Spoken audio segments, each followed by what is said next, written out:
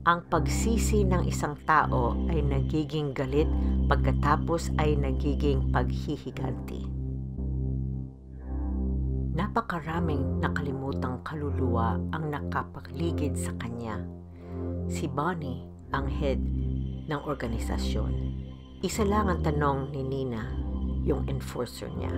Sinabi ni Bonnie na yung isang kaibigan niya ay mamamatay at ayaw niyang magsalita yung kaibigan bago siya mamatay. Naintindihan ni Nina at pumunta siya para asikasuhin ang sitwasyon. Hindi nagulat si Chuck, yung isang employee ng kumpanya, nung nakita niya si Nina. Sa lahat ng alam niya at kung anuman ang pwede niyang maisabi, inisip niya na baka ipatay siya. Sinubukan ni Chuck na ma-distract si Nina habang inabot niya ang kanyang baril. Pero alam ni Nina kung anong gagawin niya. Tinapos niya si Chuck. Pagkatapos, sinunog niya lahat ng ebidensya na nandun siya.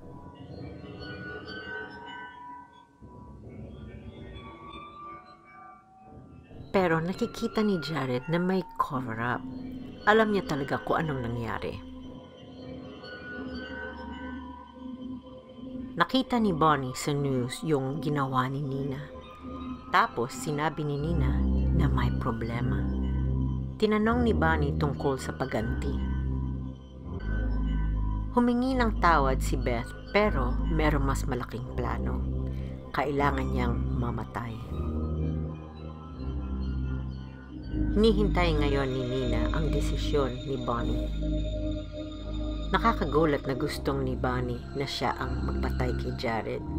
Pero hindi yun ang gusto ni Nina. Kaya pinalitan niya yung plano. Hindi alam ni Bonnie na ang mga ginawa niya ay humahabol na sa kanya.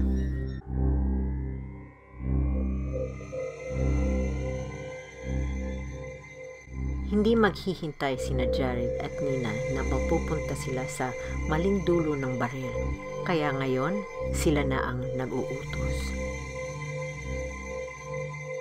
Dahil lang hindi mo nakikita yung tao, hindi ibig sabihin na walang ibang tao ang nag-uutos. Lahat tayo meron sariling consequences na dadating.